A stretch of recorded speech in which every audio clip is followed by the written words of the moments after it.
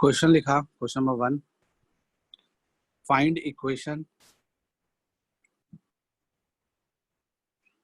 Equation of locus of point P such that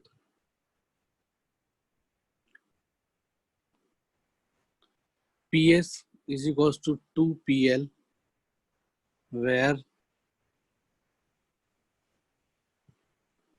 S is 1,1 and line L is x plus 2y equals to 3। ये दिया हुआ है, ठीक है। Question वाले ने क्या बोला? क्वेश्चन वाले ने बोला कि एक लाइन दिया हुआ है और उस लाइन L का जो इक्वेशन है वो x plus 2y equals to 3 है और एक पॉइंट है S, ठीक है, एक पॉइंट है S 1,1 और कोई वेरिएबल पॉइंट P है, तो P का S से डिस्टेंस और P का L से डिस्टेंस का रेशियो दिया हुआ है, PS बाई PL दिया हुआ है क्या? 2। और ये PS बाई PL ही तो E होता है, इसेंट्रिसिटी। तो इसेंट्रिसिटी की वैल्यू कितना दिया हुआ है? 2 दिया हुआ है। तो अपने को लोकस ऑफ पॉइंट P बताना है, ठीक है। तो क्या होना चाहिए आंसर, बताओ।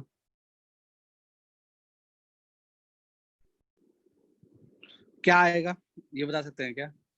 पैराबोला आएगा, हाइपरबोला आएगा, एलिप्स आएगा, सर्कल आएगा, क्या आएगा?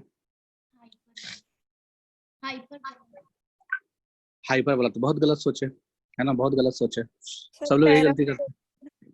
पैराबोला भी नहीं आएगा, है ना। अब ये मत सोचना कि ई जो है वो 1 से बड़ा है तो हाइपरबोला आएगा, ये बहुत बड़ा गलत कंसेप्ट है। सबसे पहले हम देखेंगे कि क्या एस जो है वो इस लाइन पे लाई कर रहा है कि नहीं कर रहा है, सबसे पहला चेक यही करना है, ठीक है। तो हमने देखा कि 1,1 x प्लस 2y इक्वल 3 को सेटिस्फाई कर रहा है, इसका मतलब कि एस जो है वो लाइन पे लाई कर रहा है, ठीक है। यानी कि फोकस अगर डायरेक्ट्रिक्स पे लाई कर गया, ठीक है, फोकस अगर डायरेक्ट्रिक्स पे लाई कर गया तो एक ही चीज बनता है, वो क्या बनता है? क्या बनता है वो? पेयर ऑफ स्ट्रेट लाइन, ठीक है। तो इसका मतलब कि हाइपरबोला नहीं बनेगा। ऐसा नहीं कि ई की वैल्यू 2 है तो ई की वैल्यू 1 से बड़ा है तो हाइपरबोला हो जाएगा, ये सोचना गलत बात है, ठीक है। तो इस केस में हम बोल सकते हैं कि जो लोकस आएगा वो पेयर ऑफ स्ट्रेट लाइन आएगा, ठीक है, ओके। अगर अपने को पेयर ऑफ स्ट्रेट लाइन निकालना हो कि कौन सा पेयर ऑफ स्ट्रेट लाइन आएगा, वो कैसे निकालेंगे? तो ये जो ई होता है अपने को पता है कि ये कोसेक थीटा होता है, ये जो होता है वो क्या होता है? कोसेक थीटा होता है। तो कोसेक थीटा की वैल्यू 2 है तो थीटा कितना आ जाएगा? 30 डिग्री। इसका मतलब कि इससे 30 डिग्री इंक्लाइंड, इससे 30 डिग्री इंक्लाइंड दो लाइन है जो एस से पास हो रहा है और लाइन एल से 30 डिग्री इंक्लाइंड है, ठीक है। तो इन दोनों लाइन के क्वेश्चन चाहिए, एक लाइन L1 होगा, एक लाइन L2 होगा, इन दोनों लाइन को ही रिप्रेजेंट कर रहा है ये इसका लोकस, ठीक है। तो 30 डिग्री इंक्लाइंड का मतलब क्या हो गया? ये एंगल 30 बन रहा है, ये एंगल भी 30 बन रहा है, ठीक है। अच्छा, और थीटा की वैल्यू क्या है? 30 डिग्री, मतलब ऐसा कुछ कहानी है। तो अब मुझे ये बताओ कि जो बीच वाला लाइन L है, ठीक है, उसका स्लोप कितना हो गया? तो बीच वाली लाइन L का जो स्लोप है m निकाला हमने, तो m इज इक्वल टू कितना आ जाएगा? Minus times of coefficient of x upon coefficient of y, तो -1/2 आ जाएगा इसका स्लोप, ठीक है। तो इसका स्लोप -1/2 आ गया, उससे 30 डिग्री इंक्लाइंड अपने को स्लोप निकालना है, ठीक है। तो कैसे निकालेंगे स्लोप? यानी कि कहानी कुछ ऐसा आ गया, कैसा आ गया, इसको ऐसे बना दो ज्यादा समझ में आएगा। m का वैल्यू है -1/2, लाइन L का स्लोप, ठीक है। फिर उसके बाद इससे 30 डिग्री इंक्लाइन कोई लाइन होगा जिसका स्लोप मान लो m होगा, हमने ऐसा जूम कर लिया, सॉरी m1 होगा सपोज, ठीक है। तो हम लिख सकते हैं m1 minus m divide by 1 plus m1 into m का मॉड बराबर क्या आ जाएगा? tan 30, ठीक है। तो यहाँ पे मॉड को प्लस माइनस खुलेगा मॉड, तो m1 तो m1 ही रह जाएगा, कोई दिक्कत नहीं, तो पता ही नहीं है। m2 की वैल्यू पता है 1/2, तो m1 प्लस 1/2 आ जाएगा divide by 1 plus m1/2 is equals two plus minus tan 30 value कितनी हो जाएगी, √3। ठीक है, यहाँ से tan 30 वैल्यू कितना निकल गया, अच्छा 1/√3 हो जाएगा, सॉरी tan 30 वैल्यू कितना आ जाएगा, प्लस माइनस, हाँ 1 माइनस m1/2 ना, क्या बोल रहे हो, लेफ्ट साइड में 1 माइनस m1/2 होना चाहिए। लेफ्ट साइड में 1 माइनस क्या बोल रहे हो, m1/2 होना चाहिए ना। तुम्हारी आवाज अटक के आ रही है, नहीं सुना गया, फिर से बोलना एक बार। 1 माइनस होना चाहिए, नीचे 1 माइनस होना चाहिए, 1 माइनस m1/2 होना चाहिए, 1 minus m1/m, m1 into m, ऐसा बोल रहे हो क्या, यानी यहाँ पे माइनस बोल रहे हो क्या, नहीं सर वो m1 की अच्छा वैल्यू यहाँ पे वैल्यू माइनस हाँ 1/2 ठीक है है ना। समझ गया, हाँ यहाँ पे या अच्छा ऊपर में माइनस, सॉरी नहीं तो माइनस का यहाँ पे माइनस बोल रहे हो, जब प्लस तो हो जाएगा ना, m की वैल्यू क्या है -1/2, तो प्लस हो जाएगा ऊपर ना, प्लस है, नीचे ऊपर माइनस प्लस है। नीचे माइनस आ जाएगा, हाँ सही है सही है, ठीक है जो भी आया, अरे तो उतना क्या ही है, कैलकुलेशन में इतना टाइम लगा। अब इसको क्या कर लेंगे, इसको हम सॉल्व करेंगे, एक बार 1/√3 समझ के और एक बार -1/√3 समझ के, तो अपने को क्या मिलने वाला है, यहाँ तो m1 है, तो 2m1 + 1 डिवाइड बाय 2 कैंसिल हो जाएगा, फिर 2 माइनस m1 डिवाइड बाय 2, तो डिवाइड बाय 2 कैंसिल हो गया, इज इक्वल्स टू एक बार ले लिया 1/√3 और एक बार ले लेंगे 2m1 + 1 upon 2 minus m1 equals to -1/√3। ठीक है, तो इसका मतलब कि दोनों इक्वेशन से अपने को m1 निकलेगा, m1 का वैल्यू यहाँ से कुछ आया होगा, m1 का वैल्यू यहाँ से भी कुछ आया होगा। ठीक है, तो दो m1 का वैल्यू आ गया, ऐसा क्यों आया, क्योंकि हमने कंडीशन, कौन सा कंडीशन सॉल्व किया, हमने सॉल्व किया कि उस लाइन का स्लोप जो 30 डिग्री इंक्लाइंड हो, किससे, लाइन मतलब उस लाइन का स्लोप जो 30 डिग्री इंक्लाइंड हो x + 2y = 3 से, तो x + 2y = 3 से दो लाइन 30 डिग्री इंक्लाइंड होगा, है ना, तो यानी कि एक स्लोप ऊपर वाले का आ गया, तो एक स्लोप नीचे वाले का आ गया। ठीक है, अब दोनों का स्लोप पता है, पॉइंट पता है 1,1। ठीक है, सपोज एग्जांपल के तौर पे इसको सॉल्व कर लेना m1 m2, तो मान लो कि एक m1 का काम करेगा तो एक m2 का काम करेगा, कह सकते हो। ठीक है, यानी लाइन 11 का स्लोप को अगर m1 माने तो एक m1 आ जाएगा तो एक m2 आ जाएगा, तो m1 की वैल्यू मान लो अल्फा आ गया और यहाँ से m2 की वैल्यू मान लो बीटा आ गया सपोज। ठीक है, तो दोनों लाइन की इक्वेशन क्या लिखोगे, y - y1, तो y - y1 is equal slope times of x - x1, एक लाइन दिया जाएगा, दूसरा लाइन क्या आ जाएगा, y - y1 is equal to slope times of x - x1, ये दोनों लाइन आ जाएगा। तो इन दोनों लाइन का कंबाइंड इक्वेशन को रिप्रेजेंट कर रहा था, मतलब यही दोनों लाइन को रिप्रेजेंट कर रहा है लोकस। ठीक है, तो ऐसा निकाल सकते हैं हम लोग, समझ में आया बात, इसको लिख लो। हेलो हेलो सर,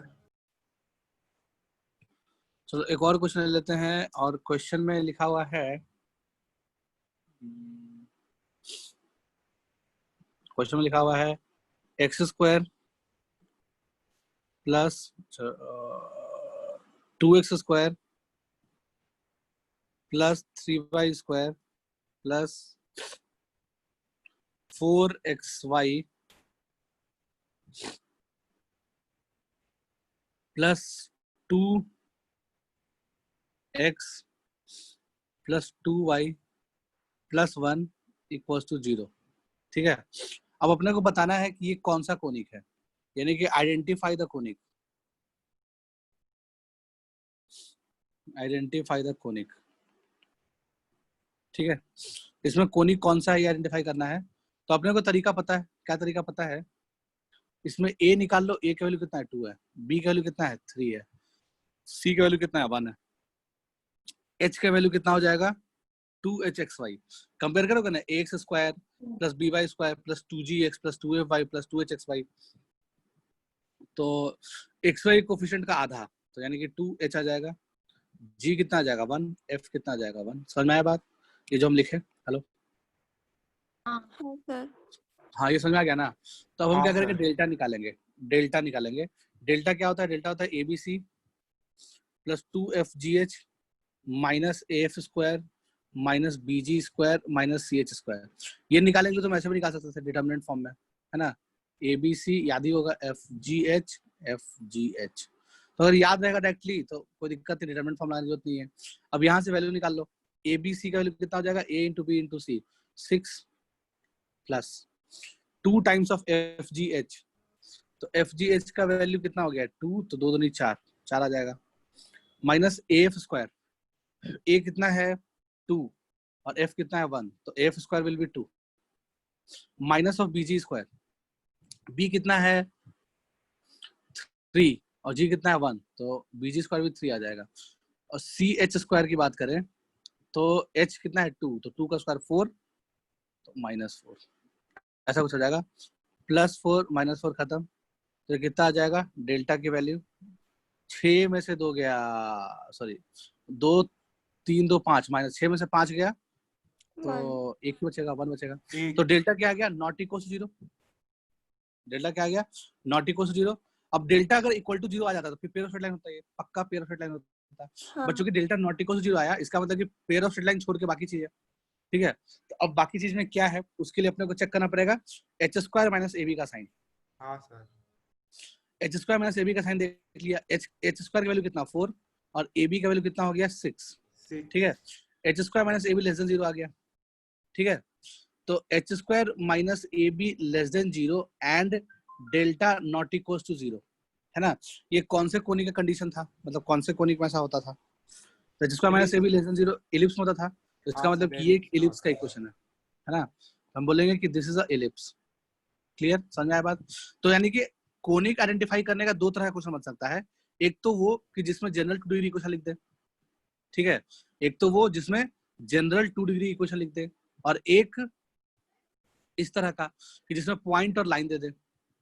समझ आ रहा बात। तो पूछे कि कोनिक क्या है, पॉइंट दे दे और रेशियो ई दे दे, तो ई दे दिया, पॉइंट दे दिया, लाइन दे दिया, ठीक है, उससे भी निकाल सकते हैं हम लोग। तो ये हो गया रिकॉग्निशन ऑफ कोनिक की कहानी, खत्म हो गया ये सब बातें।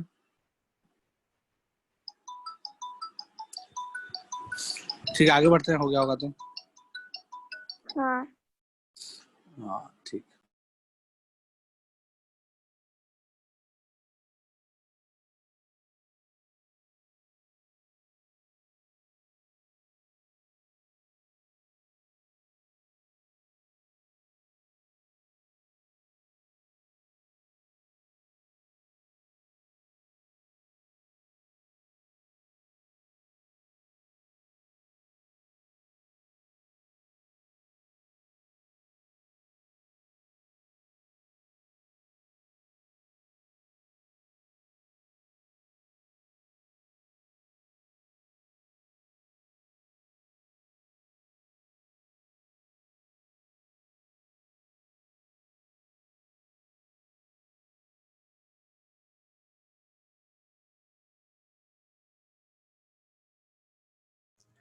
Sir pair of straight lines के लिए इसेंट्रिसिटी की वैल्यू क्या थी?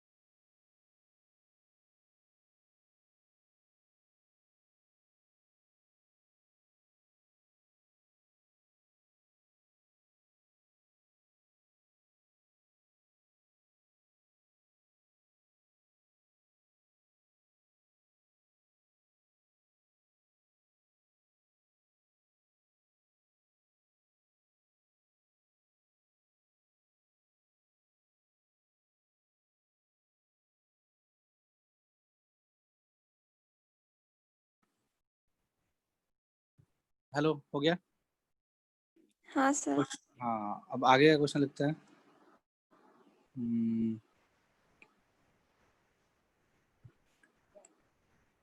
आगे हेडिंग डालिए आप, पैराबोला।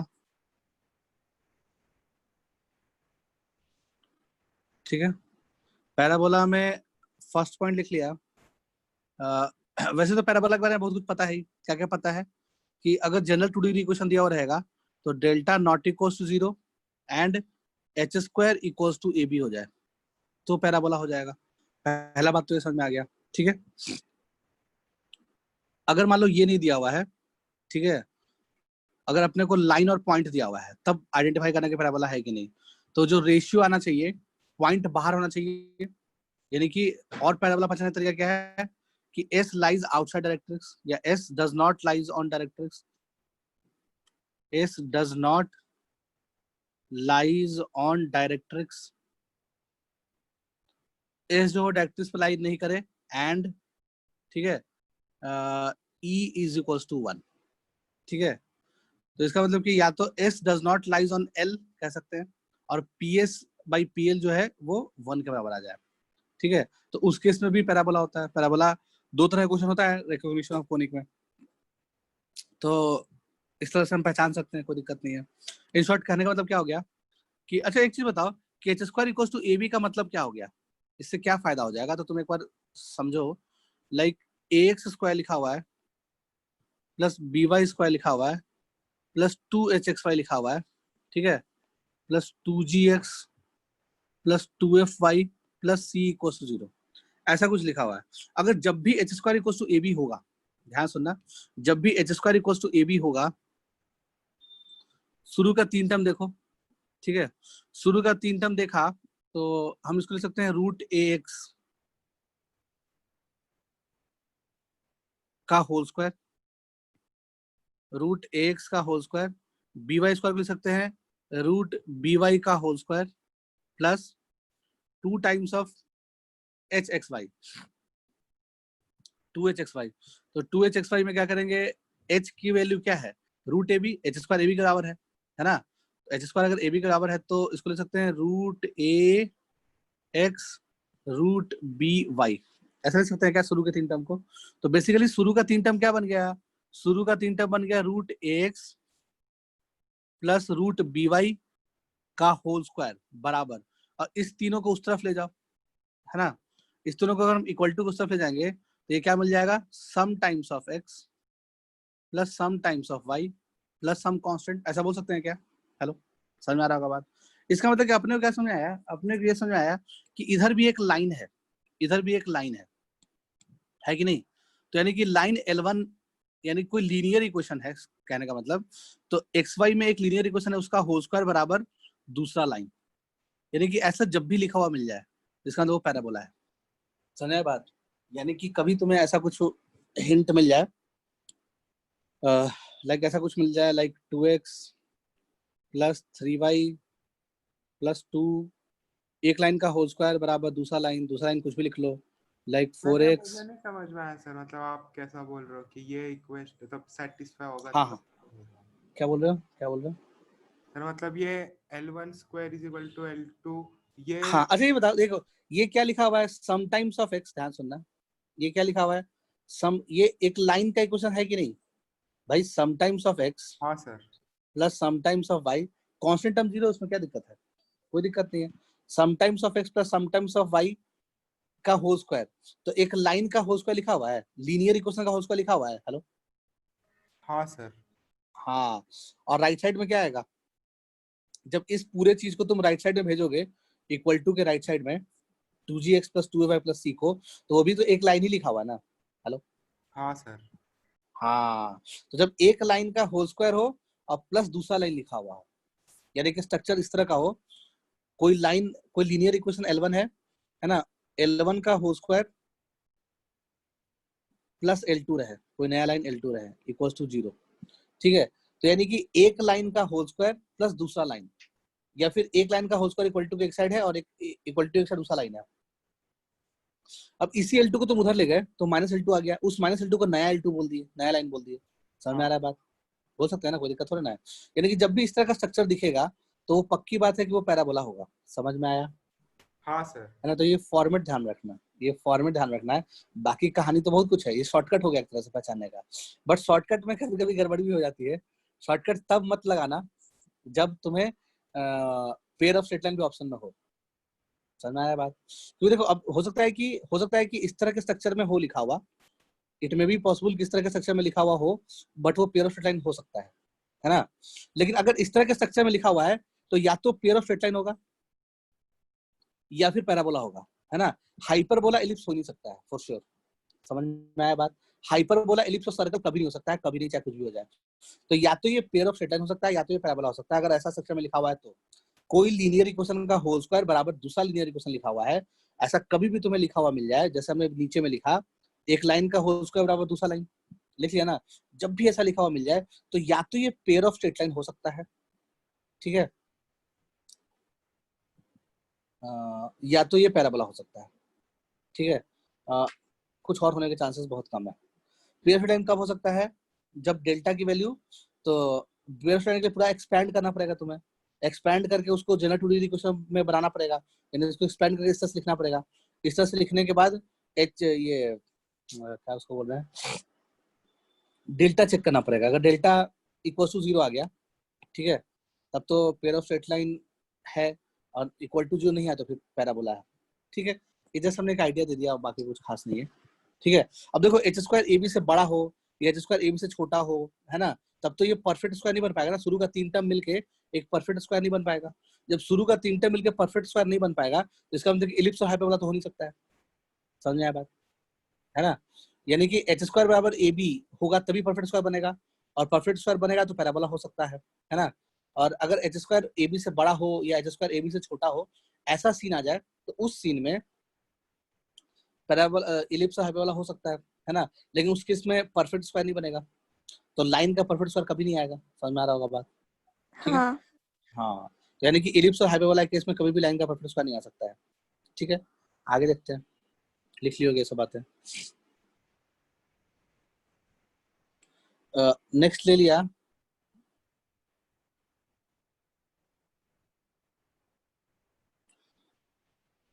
कुछ कुछ चीज हम लोग ऑलरेडी पढ़ चुके हैं। जैसे पहला क्या क्या पढ़े हैं, एक चीज पढ़े होगे कि क्या पढ़े होगे, कि 2 पॉइंट से इक्वी डिस्टेंट, पॉइंट ए है पॉइंट बी, अगर तुमसे पूछे locus of point P equi distant, locus of point P first part क्या हो गया, equi distant from 2 given points. तो 2 गिवन पॉइंट से इक्वी डिस्टेंट अगर कोई पॉइंट पी है तो उसका लोकस क्या हो जाता है, ए बी लाइन सेगमेंट को ज्वाइन करने वाला जो लाइन है उसका परपेंडिकुलर बाइसेक्टर। पढ़े होगे? हाँ याद आ रहा है? ये तो बहुत बार रट चुके हो, है ना? तो उसका परपेंडिकुलर बाइसेक्टर पे ही लाई करेगा वो, सही बात है। तो पी जो है वो परपेंडिकुलर बाइसेक्टर पे कहीं भी लाई कर जाएगा, पी तो पी ए बराबर पी बी। यानी कि 2 पॉइंट से इक्वी डिस्टेंट कोई पॉइंट का लोकस निकालना है जो गिवन 2 पॉइंट से इक्वी डिस्टेंट है, तो वो क्या होता है, वो होता है perpendicular bisector of line segment A B, ठीक है। तो इस केस में जो आंसर आता है वो क्या आता है, perpendicular bisector of line segment A B. ऐसे कुछ चीज याद रखना है, इसलिए हम लिस्टिंग करवा रहे हैं। सेकंड नंबर, ठीक है।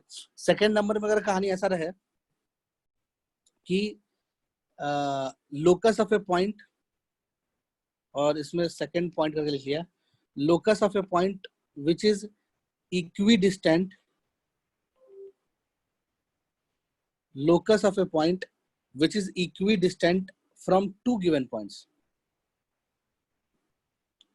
equidistant from 2 given points, sorry 2 given lines, given point बात ऊपर हो ही गया, from 2 given line। इस बार equidistant है कहां से, इस बार equidistant है 2 given line से, ठीक है। तो वो क्या होता है, locus of a point which is equidistant from 2 given line, तो वो क्या होता है जल्दी बताओ। 2 given line है, एक लाइन L1 गिवन है अपने को और एक लाइन L2 गिवन है, सर वो ठीक है, रेडियल एक्सिस होगा क्या? क्या बोल रहे हो, क्या बोले, फिर से बोलो। हेलो, कुछ नहीं सर, कुछ नहीं। हाँ कुछ नहीं, चलो ठीक है। यानी कि ऐसा पॉइंट, मतलब पॉइंट पी में क्या खासियत है, पॉइंट पी में ये खासियत है कि पॉइंट पी L1 से और L2 से बराबर डिस्टेंस पे है। इसका मतलब कि मान लो ये पॉइंट ऑफ इंटरसेक्शन मान लो Q पॉइंट है, तो Q से अगर हम P को ज्वाइन करें, ठीक है, तो ये x और x बराबर डिस्टेंस है। समझ में आ रहा है बात, सेम सेम डिस्टेंस पे है, या d और d बराबर डिस्टेंस बोल सकते हो, ठीक है। और ये कॉमन हो ही गया और ये 90 हो ही गया, दोनों कॉन्ग्रुएंट ट्रायंगल हो गया क्या? हेलो, हाँ दोनों कॉन्ग्रुएंट ट्रायंगल हो गया, तो इसका मतलब कि ये एंगल थीटा, तो ये एंगल भी थीटा। इसका मतलब कि पॉइंट पी जो है उस पर कहीं भी लाई कर सकता है। यानी कि जो लोकस ऑफ पॉइंट पी आएगा वो क्या जाएगा, वो आ जाएगा bisector, angle bisector of L1 और L2। तो एक बाइसेक्टर B1 आ जाएगा, एक बाइसेक्टर B2 आ जाएगा, दोनों में सेम कहानी है ना। यानी कि बाइसेक्टर B1 पे भी कोई भी पॉइंट P ले लो, या बाइसेक्टर B2 पे कोई भी पॉइंट P ले लो, उसका दोनों लाइन से डिस्टेंस बराबर आएगा, तभी तो बाइसेक्टर है। समझ में आया होगा बात। इसका मतलब कि equidistance from two given line, locus of a point equidistance from two given line क्या होता है, दो लाइन से इक्वी डिस्टेंस हो तो जो लोकस आता है वो आता है angle bisector, angle bisector of lines, ठीक है, बिल्कुल सही है, परफेक्ट, ठीक है। अब इसी में केस 3 करके लिख लिया या कंडीशन 3 करके लिख लिया, व्हाटएवर जो भी करके लिखना है। कंडीशन 3 में क्या कहानी है कि अगर ऐसा रहे कि इक्वी डिस्टेंट फ्रॉम, यानी locus of a point P which is equidistant from a point and a line, यानी कि अपने को क्या निकालना है, लोकस ऑफ ए पॉइंट निकालना है जो इक्विडिस्टेंट हो, है ना, यानी इक्वल दूरी पे हो, किससे, एक पॉइंट से और एक लाइन से, ठीक है, एक पॉइंट से और एक लाइन से, and point does not lie on line, and point does not lies on line. यानी कि अपने को एक गिवन पॉइंट और एक गिवन लाइन दिया हुआ है, दोनों से इक्विडिस्टेंट हो वो पॉइंट, उसका लोकस क्या आ जाएगा, तो उसका लोकस आ जाएगा पैराबोला। एक गिवन लाइन L दिया हुआ है और एक गिवन पॉइंट S दिया हुआ है, तो अपने को एक ऐसा पॉइंट चाहिए जो दोनों से इक्विडिस्टेंट हो। तो यहाँ पे मान लो एक पॉइंट P है, दोनों से इक्विडिस्टेंट है, यहाँ पे भी एक पॉइंट P हो सकता है, इससे डिस्टेंस बराबर हो सकता है, यहाँ पे पॉइंट P हो सकता है जिसका इससे डिस्टेंस बराबर हो सकता है, ठीक है। इस तरह से हजारों करोड़ों पॉइंट्स को जब मिलाएंगे तो जो कर्व मिलेगा वो पैराबोलिक कर्व मिलेगा, ठीक है। तो ये जो कर्व मिला ये क्या मिला, पैराबोलिक कर्व मिला। समझ में आ रहा होगा बात, ठीक है। तो यही है बात, सिंपल। तो इसका मतलब कि पॉइंट P का जो लोकस आएगा, locus of point P which is equidistant from a given point and a given line, तो वो एक आ जाएगा पैराबोला। उस केस में क्या आ जाएगा, locus is parabola, locus is parabola, ठीक है। इसी में case 4, equidistant from a equidistant from a line and a point, and equidistant from a line and a point, and point lies on line, and point lies on line। कौन सा, given point, ठीक है, जो given point है वो lies on given line, ये कहानी है। तो इस केस में क्या बनेगा, इस केस में कहानी कुछ ऐसे बननी चाहिए। मान लो कि हमारे पास गिवन लाइन ये है, डायग्राम, चलो अगले पेज में बना लेते हैं डायग्राम। अपने पास मान लो गिवन लाइन ये है, लाइन L, ठीक है, और गिवन पॉइंट S जो है वो इसी पे लाई कर रहा है, ठीक है। तो अपने को पॉइंट P का लोकस निकालना है जो P से और S से सेम डिस्टेंस पे हो, ठीक है। तो ऐसा तभी पॉसिबल होगा, ऐसा तभी पॉसिबल होगा जब लोकस ये वाला लाइन हो जाए, यानी इस वाले लाइन पे कोई भी पॉइंट P ले लोगे तो PS और PL बराबर हो जाएगा, ठीक है, यानी पॉइंट से लाइन से डिस्टेंस बराबर हो जाएगा। तो इस केस में क्या आ जाएगा, इस केस में गिवन लाइन के परपेंडिकुलर लाइन आ जाएगा। तो यानी कि इस केस में जो लोकस आएगा वो आ जाएगा line perpendicular to given line, and passing through given point. And passing through given point. ठीक है, समझ में आया बात? तो ये भी एक जस्ट इसको पीछे का साइड दिखाता हूँ, लिख लो।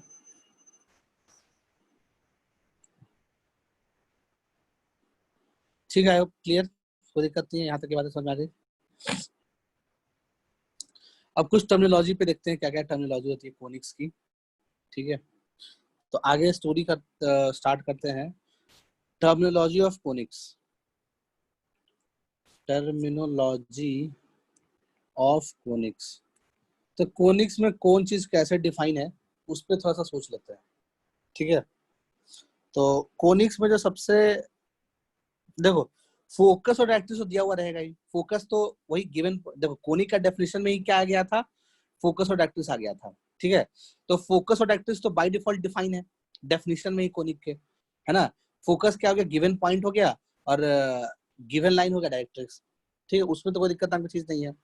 ठीक है, अब कुछ कुछ बात करते हैं, लाइक एक्सिस क्या होता है, किसी भी कोनिक का एक्सिस क्या होता है। अगर एक्सिस का डेफिनेशन सोचा जाए तो वो क्या हो सकता है, तो किसी भी कोनिक का एक्सिस क्या होता है, axis is a line which is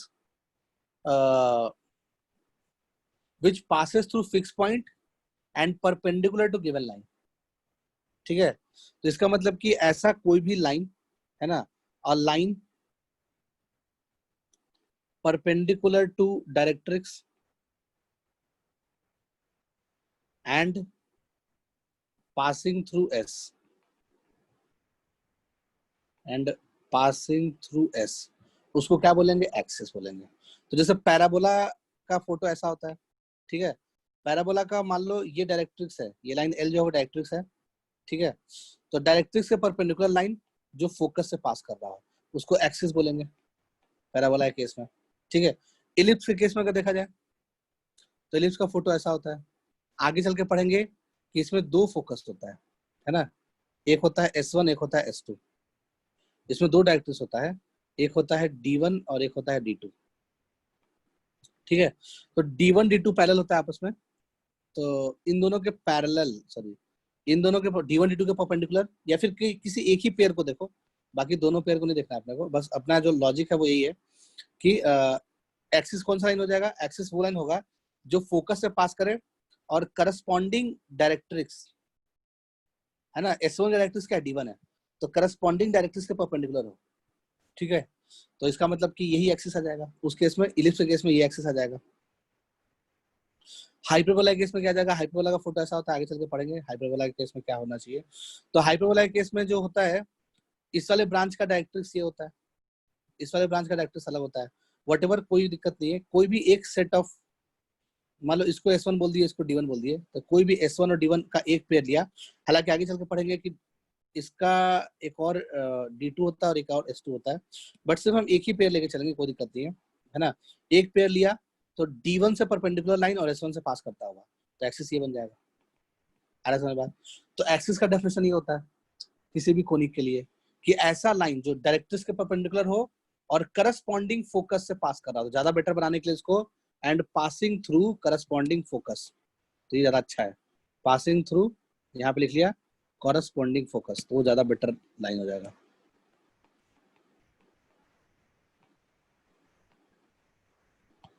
इसको बोलेंगे axis of the conic.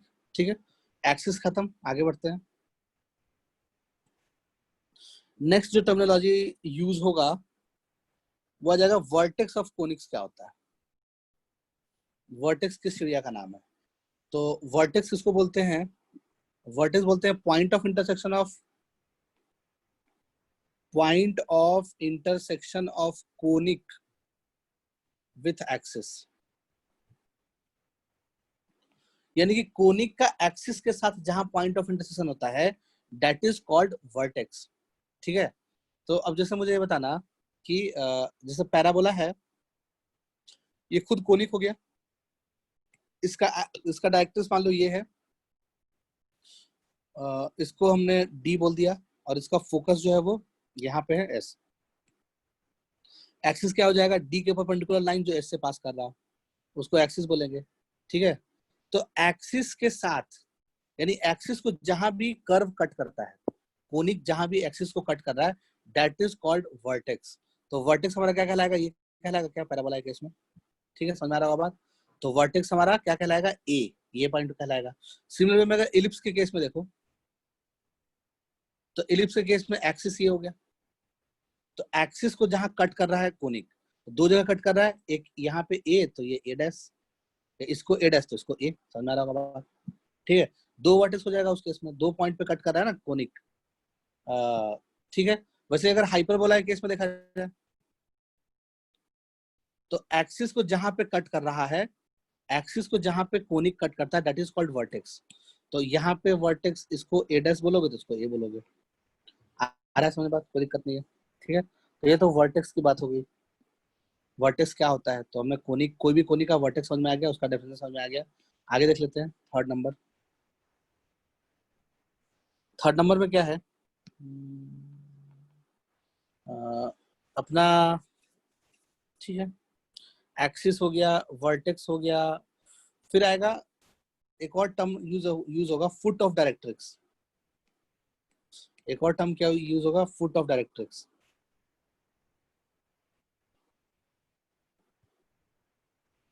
Foot of directrix किसको बोलते हैं? तो फुट ऑफ डायरेक्ट्रिक्स बोलेंगे एक्सिस और डायरेक्ट्रिक्स का पॉइंट ऑफ इंटरसेक्शन, ठीक है, यानी कि point of intersection of axis and directrix. Axis और डायरेक्ट्रिक्स के पॉइंट ऑफ इंटरसेक्शन, जैसे पैराबोला केस में क्या हो गया? ये पैराबोला है, ठीक है, और ये उसका डायरेक्ट्रिक्स है, और ये उसका एक्सिस है, ठीक है। तो एक्सिस और डायरेक्ट्रिक्स, ये एक्सिस हो गया, ये डायरेक्ट्रिक्स हो गया, दोनों का जो पॉइंट ऑफ इंटरसेक्शन है उसको एम से बोल दिया, ठीक है। तो this point M is called foot of directrix, ठीक है। फुट ऑफ डायरेक्ट्रिक्स क्या आ गया? ये पॉइंट एम हो गया, तो पॉइंट एम को क्या बोलेंगे? फुट ऑफ डायरेक्ट्रिक्स बोलेंगे, ठीक है, कोई दिक्कत नहीं है। उसके बाद और भी कुछ कुछ टर्म यूज होगा, फुट ऑफ डायरेक्ट्रिक्स भी हो गया। फोर्थ नंबर एक यूज होगा डबल ऑर्डिनेट, ठीक है, एक टर्म यूज होगा डबल ऑर्डिनेट। डबल ऑर्डिनेट किसको बोलते हैं? डबल ऑर्डिनेट बोलते हैं एनी कॉर्ड या फिर कॉर्ड्स या chord, any chord perpendicular to axis को डबल ऑर्डिनेट बोलते हैं, ठीक है। अब देखो कॉर्ड किसको बोलते हैं? किसी भी कर्व का कॉर्ड क्या होता है? किसी भी कर्व का कॉर्ड, कर्व चाहे कोई भी हो, कैसा भी कर्व हो, है ना, किसी भी कर्व का कॉर्ड क्या होता है? उसको दो पॉइंट पे, कॉर्ड पे दो पॉइंट ले लिए, उसको ज्वाइन कर दिए, तो वो उस कर्व का कॉर्ड हो गया, समझ आया बात? तो बोल रहा है कि any chord perpendicular to axis को हम डबल ऑर्डिनेट बोलते हैं। जैसे एग्जांपल के तौर पे मान लो कि पैराबोला हमने बना लिया, ठीक है, ये एक्सिस हो गया, तो एक्सिस के परपेंडिकुलर कोई भी कॉर्ड, जैसे ये कॉर्ड एक्सिस के परपेंडिकुलर है तो डबल ऑर्डिनेट है, ये भी कॉर्ड एक्सिस के परपेंडिकुलर है तो ये भी डबल ऑर्डिनेट है, ये भी कॉर्ड एक्सिस के परपेंडिकुलर तो ये भी डबल ऑर्डिनेट है, ये भी कॉर्ड एक्सिस के परपेंडिकुलर डबल ऑर्डिनेट है, ठीक है। तो any chord which is perpendicular to axis are called double ordinate, ठीक है, कोई दिक्कत नहीं है, समझ में आ गया होगा बात। फिफ्थ, अब इलिप्स के केस में भी तुम निकाल सकते हो डबल ऑर्डिनेट, अब उसमें सोचना थोड़ा ना है, any chord perpendicular to axis, तो इलिप्स के केस में ये सब डबल ऑर्डिनेट हो जाएगा, समझ में आया बात, ठीक है। वैसे हाइपरबोला केस में निकाल सकते हो, कोई दिक्कत नहीं है। नेक्स्ट हो गया लैटस रेक्टम। लैटस रेक्टम किसको बोलते हैं? लैटस रेक्टम, ये तो हो गया सिंगुलर टर्म, ठीक है। प्लूरल में इसी चीज को बोला जाता है लैटेरा रेक्टा। तो कहीं अगर प्लूरल यूज करेगा अंग्रेजी में तो वो लैटेरा रेक्टा बोलेगा, अगर उसको प्लूरल लिखना होगा तो, अगर उसको सिंगुलर लिखना होगा तो वो लैटस रेक्टम बोलेगा, ठीक है, उसी चीज को। तो वो कोई नया चीज नहीं है, एक ही चीज है। अच्छा, अब ये लैटस रेक्टम की कहानी क्या हो गई? लैटस रेक्टम क्या होता है? Double ordinate passing through focus, double ordinate passing through focus, double ordinate passing through focus is called latus rectum. Is called latus rectum. यानी कि वो डबल ऑर्डिनेट जो फोकस से पास कर रहा है, ठीक है। तो मान लो कि फोकस जो है वो यहाँ पे है, ऊपर डायग्राम में हम यहाँ पे एस बना दिए, दिख रहा होगा। तो ये जो हमने ये जो ब्लैक वाला लाइन, ब्लैक वाला जो डबल ऑर्डिनेट आ जाएगा, ये कहलाएगा लैटस सेक्टर, ठीक है, क्योंकि वो फोकस से पास कर रहा है। तो double ordinate passing through focus is called latus sector, ठीक है। तो वैसे ही इलिप्स के केस में भी लैटस सेक्टर निकल जाएगा। जैसे इलिप्स के केस में एक्सिस बना लिया, ये मान लिया एक्सिस है, यहाँ पे फोकस 1 है, यहाँ पे फोकस 2 है, ठीक है। तो ऐसा डबल ऑर्डिनेट जो फोकस से पास कर रहा है उसको बोलेंगे लैटस सेक्टम। तो ये लैटस सेक्टम 1, तो ये लैटस सेक्टम 2। आ रहा है बात? ऐसा डबल ऑर्डिनेट किसको बोलते हैं? एक्सिस के परपेंडिकुलर लाइन को, एक्सिस के परपेंडिकुलर कॉर्ड को। इसका मतलब कि ऐसा लैटस, जो भी समझ में आ गया होगा, ज्यादा बोल दिया, ठीक है। देखोगे लैटस सेक्टम की कहानी, ठीक है। वैसे ही एक और टर्म यूज होगा, फोकल कॉर्ड। एक और टर्म यूज होगा फोकल कॉर्ड। नाम से ही समझ में आ रहा है कि ऐसा कॉर्ड जो फोकस से पास करे। तो any cord passing through focus,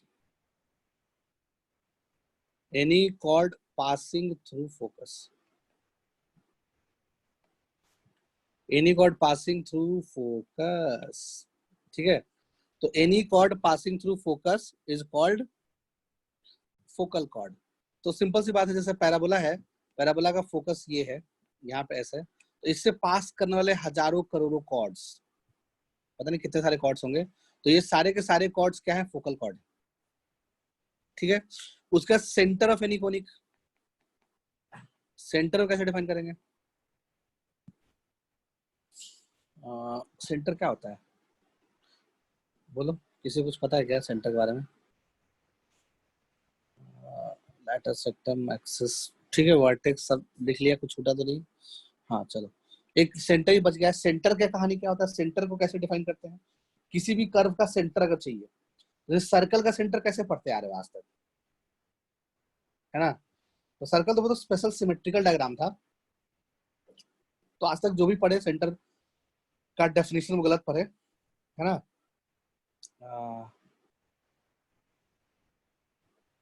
फिर डायमीटर का इसके सिखाना पड़ेगा। सेंटर क्या बोले, सेंटर क्या बोले और डायमीटर क्या बोले, वो देख लेते हैं पहले। क्या होता है? तो सेंटर से पहले डायमीटर जानना पड़ेगा। डायमीटर क्या होता है? डायमीटर जान लेते हैं। किसी भी कर्व का डायमीटर क्या होता है वो जान लेते हैं। तो जैसे मान लो कि ये कर्व है सपोज, या फिर हाँ ठीक है, मान लो ये सपोज ये कर्व है। अब इसका डायमीटर क्या होगा ये पता करना है। तो डायमीटर जो होता है वो स्लोप डिपेंडेंट होता है, ठीक है। तो मान लो कि 1 स्लोप के लिए डायमीटर क्या आएगा? फॉर डायमीटर फॉर स्लोप 1, है ना? तो इसका मतलब कि डायमीटर क्या होता है कि डायमीटर को डेफिनेशन ऐसे लिखोगे, locus of mid points of set of parallel chords, इसको बोलते हैं डायमीटर, ठीक है। यानी कि इन शॉर्ट कहना मतलब क्या हो गया कि मान लो कि ये जो है ये खूब सारा पैरेलल कॉर्ड है, एक सेट ऑफ पैरेलल कॉर्ड है, समझ लो बात को, ठीक है। इन सब के मिड पॉइंट को ज्वाइन किया, ये बहुत सारे पैरेलल कॉर्ड है और सबका स्लोप सेम है, यानी कि सबका स्लोप मान लो -1 होगा सपोज। तो सबका स्लोप मान लो -1 है, तो -1 स्लोप वाले जितने भी कॉर्ड है इस कर्व में, है ना, इस कर्व के जितने भी कॉर्ड थे -1 स्लोप वाले, उन सब के मिड पॉइंट को ज्वाइन किया। उन सब के मिड पॉइंट, सारे कॉर्ड्स के मिड पॉइंट को ज्वाइन करो। कैसे ज्वाइन करोगे? ठीक है, समझ लो, या फिर इतना क्या दिमाग लगा, सारे कॉर्ड के मिड पॉइंट को ज्वाइन करोगे तो तुम्हें कुछ ऐसा शायद मिलेगा, ठीक है। तो इसका मिड पॉइंट यहाँ पे आ गया, इसका मिड पॉइंट यहाँ, इसका मिड पॉइंट यहाँ, इसका मिड पॉइंट यहाँ, इसका मिड पॉइंट यहाँ, इसका मिड पॉइंट यहाँ, ठीक है। तो ये डायमीटर में लगे, है ना। अब इसका मान लो, इसका स्लोप मान लो m था, तो m स्लोप के कारण जो डायमीटर आया वो, क्योंकि डायमीटर स्लोप डिपेंडेंट चीज होता है, तो m1 या फिर इसको m1 बोल दो, तो m1 स्लोप के कारण जो डायमीटर आया वो हमने लिख लिया, यानी जो ब्लू से जो डायमीटर बना वो m1 स्लोप के कारण जो डायमीटर आया वो आया, है ना। यानी m1 स्लोप के कॉर्ड्स के कारण, M1 स्लोप के कॉर्ड्स के कारण जो डायमीटर आया वो D1 वो D आ गया, या इसको D1 बोल दिया, ज्यादा अच्छा है, इसको D1 बोल दिया। वैसे ही और भी डायमीटर आया होगा, ऐसे तो नहीं सिर्फ यही कॉर्ड है, तो ऐसा कॉर्ड भी तो आ सकता है दूसरा स्लोप वाला। सपोज हमने कोई और दूसरा स्लोप ले लिया, सपोज हमने ऐसा ले लिया,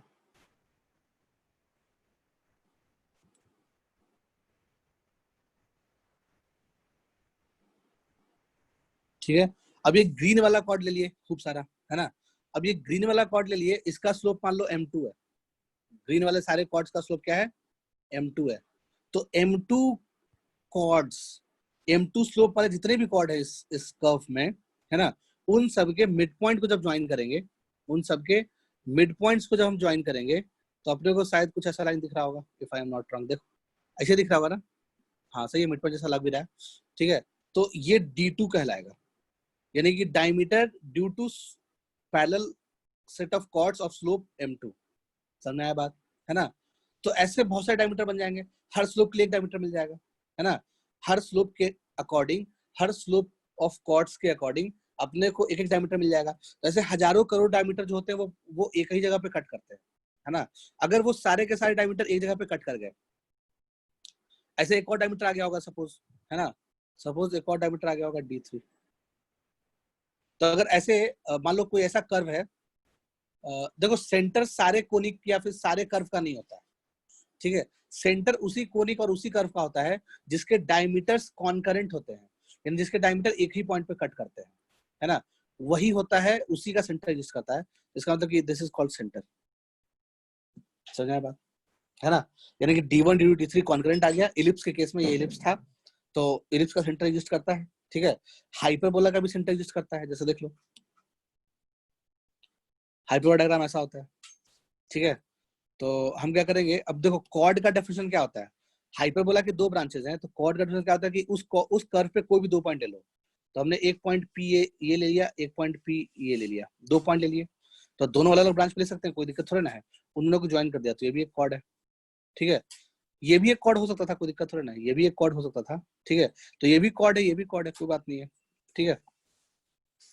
देखो इस कॉर्ड के अकॉर्डिंग ऐसे बहुत सारे कॉर्ड आगे आ रहे होंगे जो इसके पैरेलल हो, मतलब ऐसे बहुत सारे कॉर्ड होंगे जो, क्या बोल रहा था मैं, set of locus of mid point of set of parallel chords. तो जो, एक मिनट चलो इसको बनाते हैं, दिख जाएगा डायग्राम से। अपने को सेट ऑफ पैरेलल कॉर्ड चाहिए, इसका जो सेंटर आता है वो यहाँ पे आता है, दिस इज कॉल्ड सेंटर, ठीक है। तो इसका सेंटर वहां पे क्यों आता है, क्योंकि ऐसा बहुत सारे पैरेलल कॉर्ड को बाइसेक्ट करने वाला लाइन वही होता होगा। जैसे छोटा सा एग्जांपल ले लिया, जैसे हमने इस वाले सेट ऑफ कॉर्ड का बाइसेक्टर, इस वाले सेट ऑफ कॉर्ड का जो बाइसेक्टर आएगा, सॉरी इस वाले सेट ऑफ पैरेलल कॉर्ड्स का जो लोकस ऑफ मिड पॉइंट आएगा, है ना, वो आ जाएगा क्या, अगर हम इसको हटा देते हैं, वो कुछ ऐसा दिख रहा होगा, इसको D1 बोलेंगे, कोई दिक्कत नहीं है। वैसे ही दूसरा भी कोई कॉर्ड ले सकते हैं हम लोग, सपोज ऐसा ऐसा कॉर्ड ले लिए, ठीक है। तो इसका जो बाइसेक्टर आया होगा वो भी उस मतलब उसके अकॉर्डिंग जो आया होगा वो भी यहीं से पास कर रहा होगा, लाइक ऐसा कुछ हो रहा होगा शायद, ठीक है। मिड पॉइंट अब देख लीजिए, डायग्राम समझ में आना चाहिए, जब एग्जैक्ट डायग्राम बनाओगे समझ में आएगा। तो यानी कि सारे डायमीटर्स जो हैं इसके वो यहाँ से पास कर, मतलब ये D1 हो गया, तो वैसे ही एक D2 भी आ रहा होगा ऐसे करके, वैसे एक D3 भी आ रहा होगा, समझ में आ रहा होगा बात। तो इसका सेंटर यहाँ पे होता है हाइपरबोला का, इलिप्स का सेंटर बीच में होता है, ठीक है, कोई दिक्कत नहीं है। पैराबोला का सेंटर होगा क्या, सवाल ये उठता है कि पैराबोला का सेंटर होगा क्या। सेंटर का डेफिनेशन समझ में आ गया अपने को, सेंटर क्या होता है, डायमीटर्स के पॉइंट ऑफ इंटरसेक्शन, और डायमीटर क्या होता है, locus of mid point of set of parallel chords, ठीक है। तो अगर अपने को पैराबोला का पता करना है कि पैराबोला का सेंटर होगा कि नहीं होगा, तो मान लो पैराबोला ऐसा है, ठीक है, तो इसके डायमीटर्स कॉन्करेंट नहीं होते हैं। जैसे मान लो तुम्हें दिख भी जाएगा, सपोज हमने सेट ऑफ पैरेलल कॉर्ड ये ले लिया, ये सेट ऑफ पैरेलल कॉर्ड ले लिया, तो इसका लोकस ऑफ मिड पॉइंट जो आया, यानी कि जो D1 आएगा वो ये आएगा, इसको बोलेंगे D1, ठीक है। डायमीटर 1 आ गया। वैसे दूसरा सेट ऑफ पैरेलल कॉर्ड ले लो, दूसरा सेट ऑफ पैरेलल कॉर्ड ले लिया कहीं से भी, चलो ऐसा ले लिया सपोज, ये सेट ऑफ पैरेलल कॉर्ड ले लिया, इसके अकॉर्डिंग जो डायमीटर आ गया मान लो वो D2 आ गया, ठीक है, इसके अकॉर्डिंग डायमीटर आ गया वो D2 आ गया। फिर इसको कैसे बताएं, बताना तो वैसे तो लगेगा कि है बट ऐसा है नहीं, ठीक है। फिर हम देखा कि तीसरा वाला देख लो सपोज, तो इसमें कहानी कुछ ऐसा ही हो जाता है। तीसरा सेट ऑफ पैरेलल कॉर्ड ले लेते हैं, तो तीसरा सेट ऑफ पैरेलल कॉर्ड मान लो कुछ ऐसा ले लिया, ठीक है। तो ऐसा तुम्हें लग रहा हो कि अंदर में कहीं कट कर जाएगा, ऐसा कुछ नहीं है ना। तो तीसरा वाला जो है, तीसरा डायमीटर ऐसे पास हो जाएगा, ये D3 हो जाएगा। तो देखा कि D1 D2 D3 ऐसे करके सारे डायमीटर्स कॉन्करेंट नहीं है, ठीक है ना। जब सारे डायमीटर्स कॉन्करेंट नहीं होंगे तो सेंटर एग्जिस्ट नहीं करेगा। तो पैराबोला हैज नो सेंटर, है ना। कोनिक अगर हम पढ़ रहे हैं तो कोनिक में तीन ही चीज पढ़ेंगे, पैराबोला, हाइपरबोला और एलिप्स। तो पैराबोला का कोई सेंटर नहीं होता है, ठीक है। हमने साफ साफ बोल दिया कि पैराबोला का कोई सेंटर नहीं होता है, ठीक है, क्लियर, कोई दिक्कत नहीं है। तो हम लिख सकते हैं पैराबोला हैव नो सेंटर। तो ये तो टर्मिनोलॉजी था, है ना, कंबाइन ओवरऑल कोनिक के चीजों को कैसे डिफाइन किया गया है, ठीक है। वहां से सब चीज समझ में आ गया। सर्कल का भी अब तुम सही से बता पाओगे क्या चल रहा है क्या नहीं चल रहा है, ठीक है।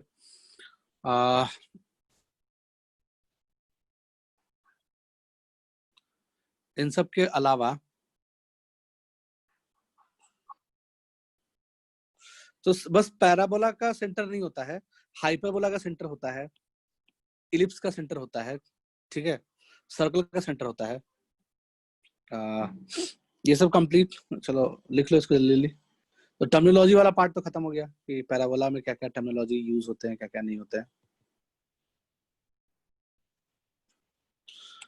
नेक्स्ट कहानी देख लिया जाए। अब हम लोग पैराबोला के बारे में पढ़ेंगे, ठीक है। तो देख लो, अब मान लो, ध्यान सुनना, मान लीजिए कि हमने एक लाइन ले लिया खतरनाक सा, लाइक ले लिया 2x + 3y + 4 = 0, ऐसा कोई लाइन ले लिया, ठीक है। कोई पॉइंट ले लिए खतरनाक सा, लाइक पॉइंट ले लिए 1,2, ठीक है। और लोकस निकाल रहे हैं P का, मतलब पैराबोला है सपोज ये, तो ये S है और ये L है। तो तुम क्या करोगे, PS = PL करोगे, PS = PL। तो PS = PL का मतलब क्या हो गया कि पैराबोला में क्या होता है, जो रेशियो होता है पॉइंट से डिस्टेंस और लाइन से डिस्टेंस, ये चीज हमेशा आता है, लोग भूल जाता है। पॉइंट से डिस्टेंस ऊपर, लाइन से डिस्टेंस नीचे, है ना। एग्जाम में उल्टा मत करना, बहुत लोग उल्टा कर देता है, PL/PS, लाइन से डिस्टेंस अपॉन पॉइंट से डिस्टेंस, वो इसेंसिटी नहीं होता है। इसेंसिटी क्या होता है, पॉइंट से डिस्टेंस अपॉन लाइन से डिस्टेंस।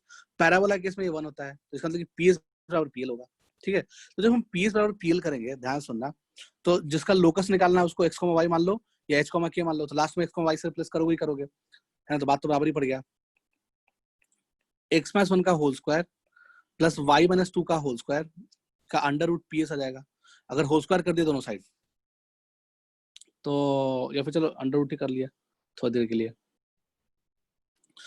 और PS, ये तो PS आ गया। PL कैसे निकालेंगे, तो PL निकालेंगे 2x + 3y + 4, हाँ चलो 2x + 3y + 4,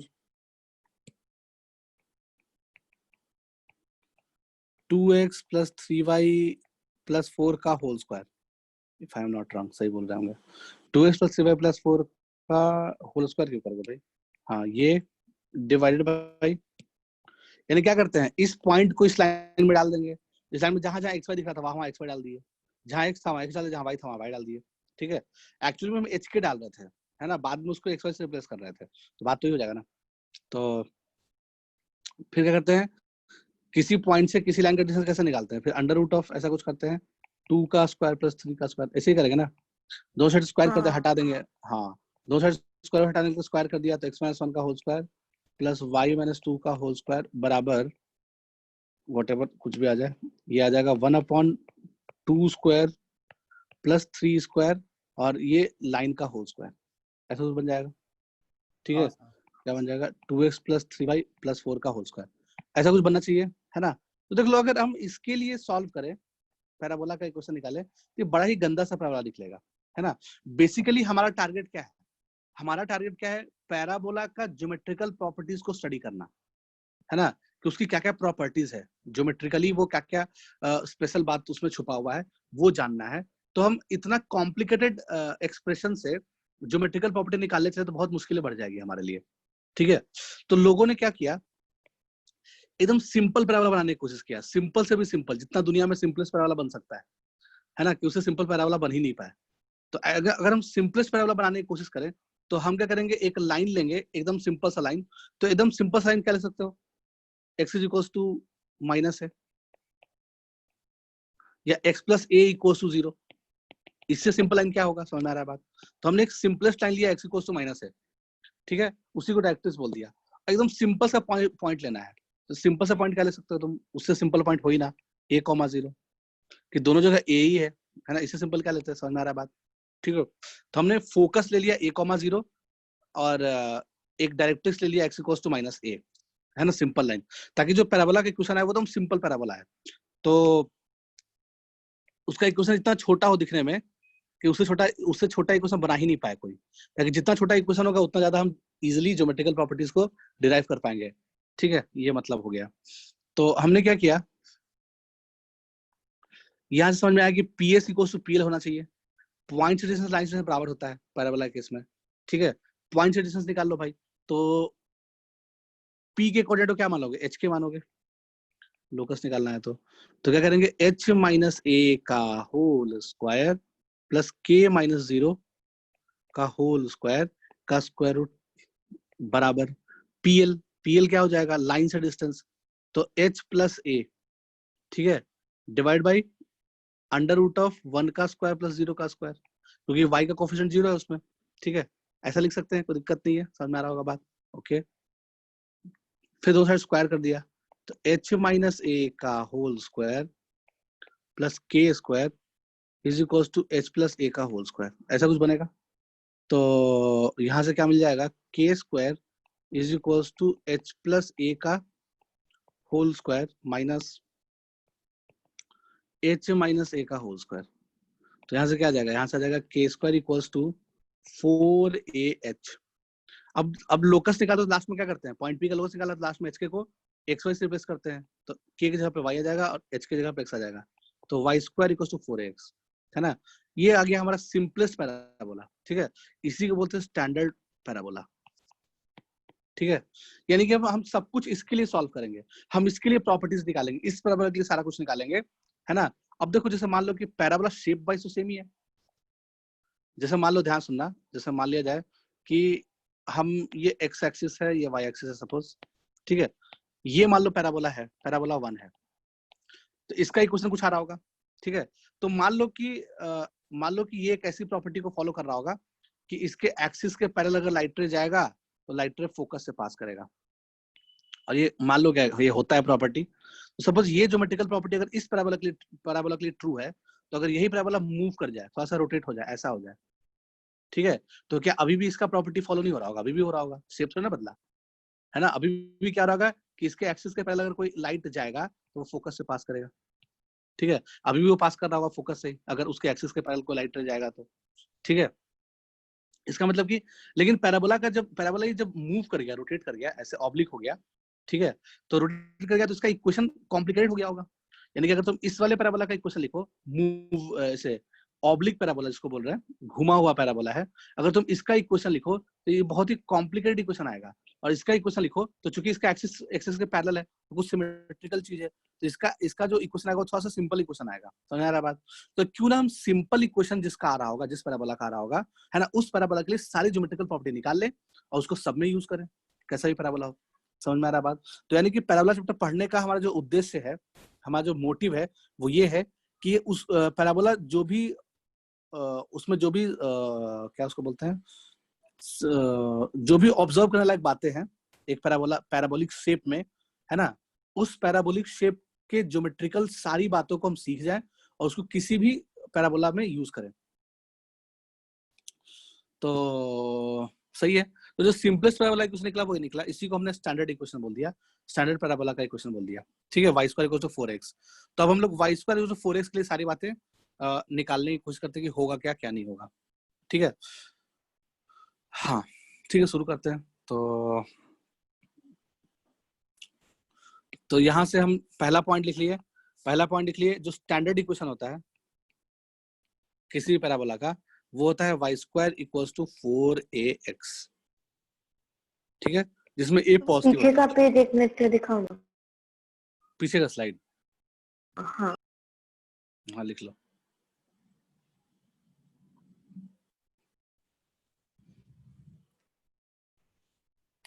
हो गया? हाँ सर। तो पहला बात क्या लिख लिया, स्टैंडर्ड इक्वेशन क्या होता है, y square equal to 4x, जिसमें a पॉजिटिव होता है, ठीक है। अब इस पैराबोला का फोकस क्या था, दो चीज हम पहले से फिक्स करके चले थे। कहानी की शुरुआत दो चीज से हुई थी। पहला चीज क्या था हमारा, पहला फिक्स था कि डायरेक्ट्रिक्स का इक्वेशन क्या होगा, तो डायरेक्ट्रिक्स का equation x is equal to minus a होगा। ये तो पहले ही मान लिए थे हम, पहले माना हुआ चीज था। फिर फोकस क्या लिए थे, फोकस लिए थे a,0, ये तो पहले ही लेके चले थे, तभी तो इक्वेशन आया। यानी कि ये दोनों पहले से पता था अपने को, यानी कि हमने खुद ही से माना था ये चीज, है ना, और खुद ही से ये दोनों चीज माना था और उससे इक्वेशन ये आया था, ठीक है। अब बाकी चीज इससे निकाल सकते हैं, ठीक है। तो एक्सिस का इक्वेशन क्या आ जाएगा, ऐसा लाइन जो x is equal to minus a के परपेंडिकुलर हो, यानी कि एक्स एक्सिस के पैरेलल हो और a,0 से पास कर रहा हो, ठीक है। वो खुद एक्सिस आ जाएगा क्या, अगर तुम इसके एक्सिस की बात करो तो एक्सिस ये लाइन आ जाएगा। तो एक्सिस में क्या खासियत होनी चाहिए कि axis x equals to minus a line के परपेंडिकुलर हो।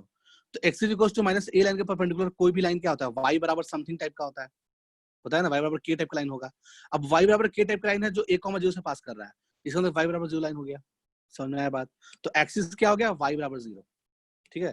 तो अगर हम एक्सिस का इक्वेशन लिखे इसमें कि इसका एक्सिस क्या आएगा इस पैराबोला का, तो axis will be equals to कितना, y बराबर 0। उसका इक्वेशन क्या है, y बराबर 0, यानी कि x एक्सिस को बोल रहे हैं। समझ में आ रहा बात? x एक्सिस का इक्वेशन क्या होता है, y बराबर 0। तो x axis he axis of parabola हो गया। समझ में आया बात? ठीक है। फिर उसके बाद हमने क्या किया, अपने को वर्टेक्स निकालना है। नेक्स्ट टाइम क्या, अपने को फोकस और डायरेक्ट्रिक्स पता था ही, कोई दिक्कत नाम की चीज थी नहीं, तब भी चाहो तो लिख सकते हो, या फिर लिखना क्या है, इसको डायरेक्ट्रिक्स बोल दो, इसको फोकस बोल दो, कोई दिक्कत नाम की चीज नहीं है। ओके, अब अपने को वर्टेक्स निकालना है कि पैराबोला का वर्टेक्स कैसे निकालना है। तो वर्टेक्स का डेफिनेशन क्या है, कर्व का पॉइंट ऑफ इंटरसेक्शन एक्सिस के साथ, कर्व का पॉइंट ऑफ इंटरसेक्शन एक्सिस के साथ। तो इसका मतलब कि एक्सिस कौन सा लाइन है, एक्सिस है y इक्वल टू 0, तो y equal to 0 and curve क्या है, y square equal to 4x। दोनों को अगर हम सॉल्व करेंगे, दो इक्वेशन है, दोनों इक्वेशन को सॉल्व करेंगे तो दोनों का पॉइंट ऑफ इंटरसेक्शन निकल जाएगा, ठीक है। तो सॉल्व कर लो, y की जगह पर 0 रख दो, तो 0 बराबर 4ax, तो x की वैल्यू कितनी आ गई, 0। तो x भी 0 y भी 0, यानी कि 0,0 0,0 क्या आ गया, ये आ गया पैराबोला का वर्टेक्स। आ रहा है समझ में बात, आ रहा होगा? तो ऑरिजिन क्या आ गया, ऑरिजिन ही हमारा क्या आ गया, पैराबोला का वर्टेक्स आ गया, कोई दिक्कत नहीं है।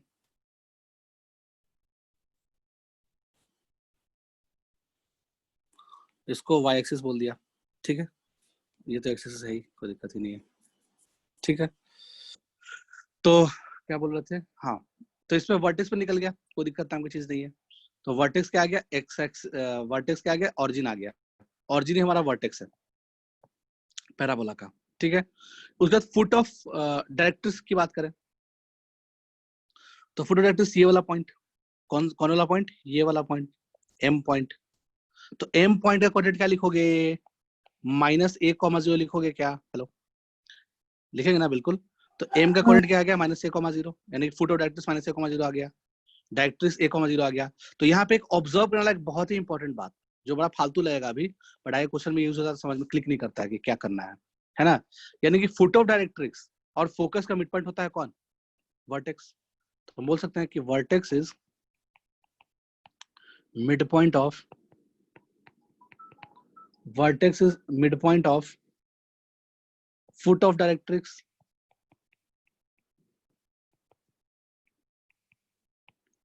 And focus. तो फुट ऑफ डायरेक्ट्रिक्स ये सिर्फ पैराबोला केस में होता है, सब जगह नहीं होता है, ठीक है। तो पैराबोला केस में vertex is mid point of foot of directrix and focus, सही बात है। फिर इसके बाद एक चीज और आता है, tangent at vertex. Tangent at vertex के बारे में जान लेते हैं। तो वर्टेक्स पे टेंजेंट कौन सा लाइन हो जाएगा, अगर तुम्हें टेंजेंट एट वर्टेक्स निकालना है, ठीक है, तो y एक्सिस, बिल्कुल सही बात है, यानी कि x इक्वल टू 0 लाइन। तो y एक्सिस को क्या बोलेंगे, tv, यानी कि टेंजेंट एट वर्टेक्स। और ये होता है x इक्वल टू 0 लाइन। सही बात है। और क्या क्या आ गया, अब इसमें अपने को क्या निकालना है, लैटर सेक्टम निकालना है। तो लैटर सेक्टम वो डबल ऑर्डिनेट जो फोकस से पास कर रहा, इसका मतलब ये वाला लाइन। ठीक है, अगर हम इस लैटर सेक्टम का इक्वेशन लिखें तो क्या लिखेंगे, x बराबर a लाइन। हेलो, लिखेंगे ना, इस लाइन का इक्वेशन क्या लिखोगे, इस लाइन का equation x equals to a लिखोगे ना, इसमें तो कोई दिक्कत नाम की चीज नहीं है। x is equals to a will be the equation of line which passes through focus and which is also a double ordinate। ठीक है, तो x is equals to a latus rectum हो गया। लैटर सेक्टम डबल ऑर्डिनेट होता है और focus से पास करता है, बात सही बात है। ठीक है, तो x is equals to a line आ गया हमारा लैटर सेक्टम का इक्वेशन। अपने को अगर लैटर सेक्टम का लेंथ पता करना है, ठीक है, या यूं सोचो कि लैटर सेक्टम पैराबोला को दो जगह कट करा होगा, l पे और l डैश पे। तो l का कोऑर्डिनेट और l डैश का कोऑर्डिनेट निकालना है, तो उसके लिए क्या करेंगे, तो उसके लिए हम क्या करेंगे, x is equals to a line के साथ सॉल्व करेंगे पैराबोला को, y square equals to 4x। तो अपने को l और l डैश का कोऑर्डिनेट निकल जाएगा। ठीक है, तो सॉल्व कर लो, x पे a डाल दो तो कितना मिल जाएगा, y स्क्वायर बराबर 4a इंटू a, तो कितना जाएगा, y square equals to 4a square. चलो समझ में आया बात, y स्क्वायर इक्वल्स टू, हाँ सही है, 4a स्क्वायर। तो y की वैल्यू कितनी आ जाएगी, प्लस माइनस 2a। सही है, तो इसका मतलब कि हमारा जो कहानी समझ में आया वो ये समझ में आया कि फिर से एक बड़ा सा डायग्राम बना लेते हैं पैराबोला का। ये लाइन हो गया y इक्वल टू 0 जो कि एक्सिस है। ठीक है, फिर टेंजेंट एट वर्टेक्स बना लिया, ये लाइन हो गया टेंजेंट एट वर्टेक्स जो कि ये तो एक्सिस हो गया, जिसका इक्वेशन x बराबर 0 है। तो टेंजेंट वर्टेक्स का इक्वेशन x बराबर 0 है। हाँ नहीं, चलो टेंजेंट वर्टेक्स का जो इक्वेशन है वो x बराबर 0 है, वो भी लिख लिया। ठीक है, और जो वर्टेक्स ऑफ पैराबोला है जिसको a या v से डिनोट कर, चलो a से डिनोट करते हैं, तो वो 0,0 है, ऑरिजिन है। ठीक है, उसका जो फोकस है वो a,0 है। उसके बाद जो डायरेक्ट्रिक्स है, वो डायरेक्ट्रिक्स जो है, और डायरेक्ट्रिक्स का फुट ऑफ परपेंडिकुलर मान लिया जाए, हाँ ये पॉइंट m है, तो फुट ऑफ डायरेक्ट्रिक्स क्या आ जाएगा, -a,0। और डायरेक्ट्रिक्स का जो इक्वेशन है वो x is equals to -a है। समझ में आ रहा हो बात, ये हो गया डायरेक्ट्रिक्स का इक्वेशन। तो डायग्राम याद होना चाहिए, है ना, जो हम बना रहे हैं ना, ये डायग्राम रटा होना चाहिए बिल्कुल, इसमें कहीं कोई दिक्कत नाम की चीज नहीं होनी चाहिए। फिर जो डबल ऑर्डिनेट आएगा, मतलब सॉरी डबल ऑर्डिनेट नहीं, लैटर सेक्टम आएगा, वो s से पास होना डबल ऑर्डिनेट, ऐसा कुछ आएगा। तो ये मान लो l और l डैश पे कट कर रहा है कर्व को, तो l का कोऑर्डिनेट क्या आ जाएगा, l का y कोऑर्डिनेट कितना आ जाएगा, 2a। a पॉजिटिव है ना, a हम पॉजिटिव मान के चल रहे थे स्टार्टिंग से ही, तो a, 2a आ जाएगा। निकाले ना अभी y की वैल्यू प्लस माइनस 2 आया, तो इसका मतलब x इक्वल टू a दो जगह कट कर रहा है, तो 2 पॉइंट आया है ना, और एक आ जाएगा a, -2 है। ठीक है, तो अपने को यहाँ से ये तो l और l डैश का कोऑर्डिनेट निकल गया। ठीक है, और इसमें लेंथ ऑफ लैटर सेक्टम भी निकल जाएगा। कैसे, अगर हम लेंथ ऑफ लैटर सेक्टम की बात करें तो ये बेसिकली l और l डैश की बात कर रहा है, l l डैश के लेंथ की बात कर रहा है।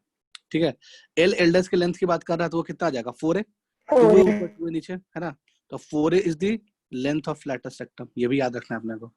ठीक है, कि पैराबोला का लेंथ ऑफ लैटर सेक्टम कितना होता है, 4a होता है। इसके अलावा ये डायग्राम बना लो पहले तो आराम से, कोई दिक्कत नहीं है। ओके, नेक्स्ट कहानी क्या है, कभी कभी तुम्हें ऐसा भी चीज लिखा हुआ मिल जाएगा कि 2 पैराबोलाज आर इक्वल, या 2 parabola are said to be equal, are said to be equal if length of latus rectum are same. If length of latus rectum of 2 parabolas are same. If length of latus rectum of 2 parabolas are same. ठीक है, तो 2 parabola जो है वो equal कहलाएगा अगर length of latus rectum of 2 parabola क्या हो जाएगा, सेम हो जाएगा, है ना।